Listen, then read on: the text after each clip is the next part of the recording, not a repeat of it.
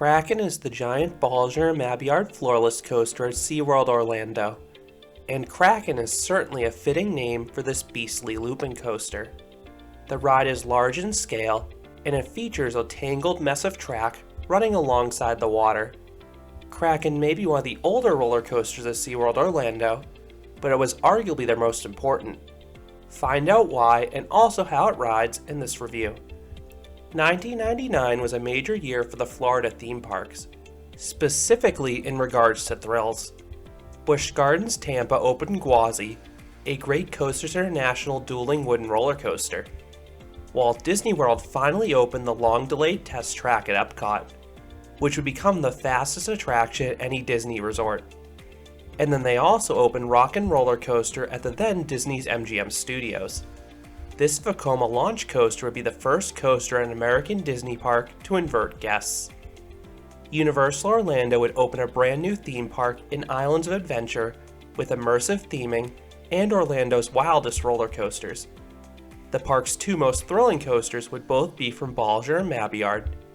The park would feature the Incredible Hulk coaster, a Launch 7 inversion sit-down coaster, and Dueling Dragons, two dueling inverted coasters with 5 inversions on each side.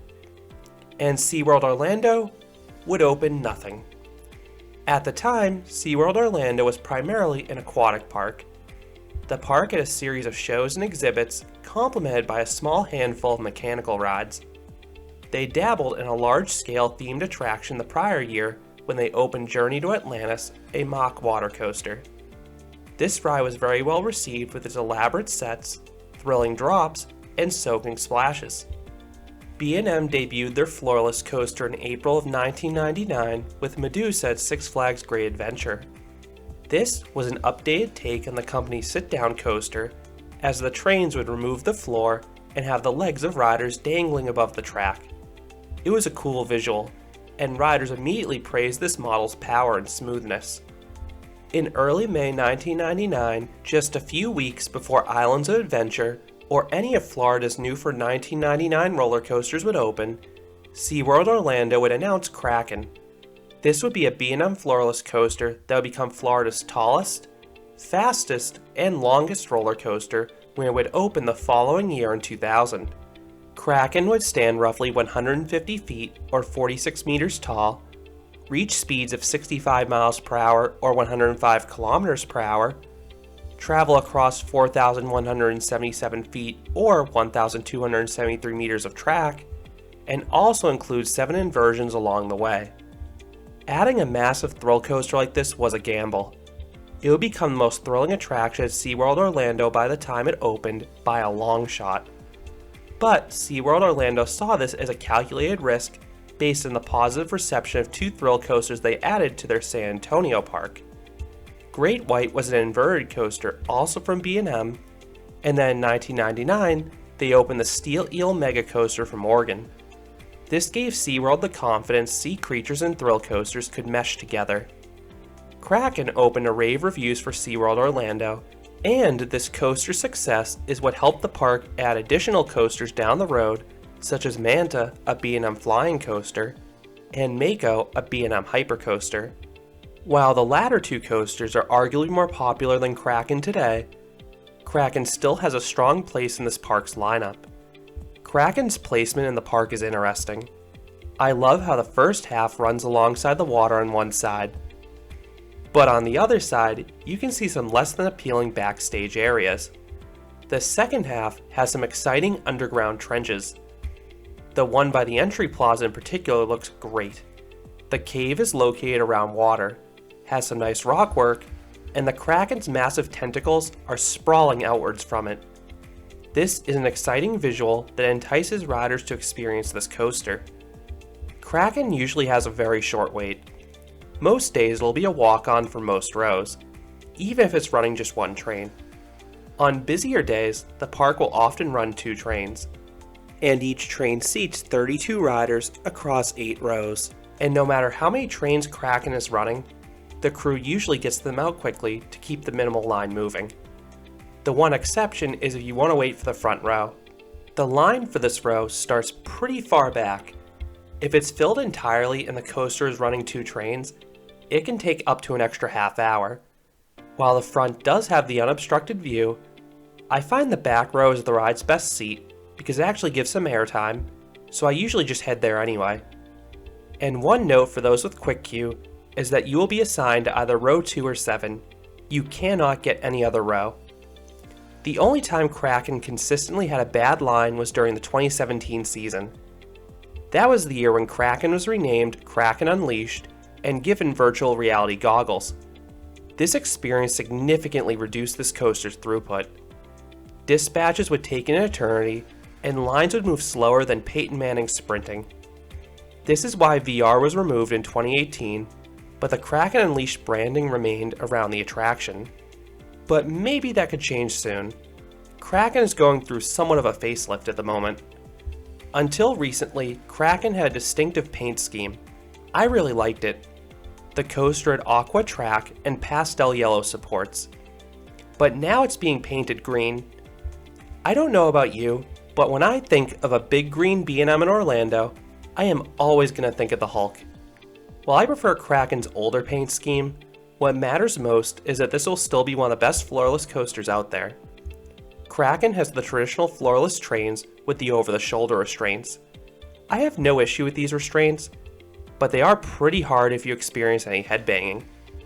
Thankfully, Kraken is usually pretty smooth, outside of a minor rattle in a few valleys.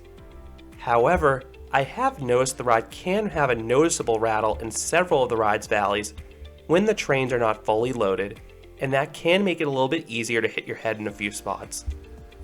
Once secured, you gently dip out of the station, turn towards the lift, and head up towards the top. On the way up, you'll get some great views of Mako to your left. And once you're at the top, you subtly turn to the right, and then you head down the 144-foot or 44-meter tall drop. And this is one of my favorite drops on a B&M looper. This one isn't curved like most of their other loopers. This one is straight. It's not overly steep, but if you're in the back, you will get some weak floater airtime on the way down.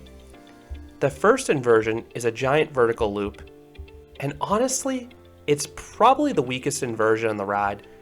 It doesn't offer many positive Gs, and the element is taken too quickly to offer any hang time. The next inversion is a solid dive loop. It delivers some decent positive Gs into the element, and if you're towards the back of the train, you'll even get a tiny pop of airtime at the start of the flip. After being pulled to the ground, you'll head towards the ride's best element, the 0G roll. This element is wild. It is extremely snappy, and you are pulled through the element while you're levitating out of your seat. It is a beautiful display of both grace and power. It's one of B&M's best 0G rolls in my opinion. The valley that follows offers some leg-numbing positive Gs before you charge through the Cobra roll. Both flips are mildly snappy, which can be a flaw in some of B&M's other Cobra rolls. You then twist upwards into the mid-course brake run. And while this turn looks like filler and POVs and off-ride footage, I've always found it to have some force to it. The mid-course brake run usually only taps the train lightly, and then you're treated to an awesome drop. It sharply dives downwards and to the left. Everyone gets some nice laterals, and those towards the back also get some decent floater airtime simultaneously, and the drop plunges into an underground trench. That is followed by the ride's second vertical loop, and this one is way better. It is far more compact. This one is fast and very forceful, and the element finishes where it started in that underground trench. You then climb out of the trench, pass by the entrance plaza, and drop into an underground tunnel. This hill may be too elongated to offer any airtime, but it does offer amazing visuals both on and off ride. The tunnel, while short, has a decently forceful turn inside. This turn also tends to be one of the few spots in the ride that can semi-regularly cause some headbanging, so I would recommend bracing yourself here though. When you emerge into the daylight, you are abruptly whipped through a very nice corkscrew. It has a lot of snap to it. You then gradually rise up into the brake run, ending your ride on Kraken. This is both a long and well-paced coaster. Outside of the first vertical loop, all the other inversions are decent to great, and this coaster has a good sense of speed because it's not only pretty fast on its own, but it uses those narrow underground features in the second half well. So what would I rate Kraken? I would give this floorless coaster an 8 out of 10.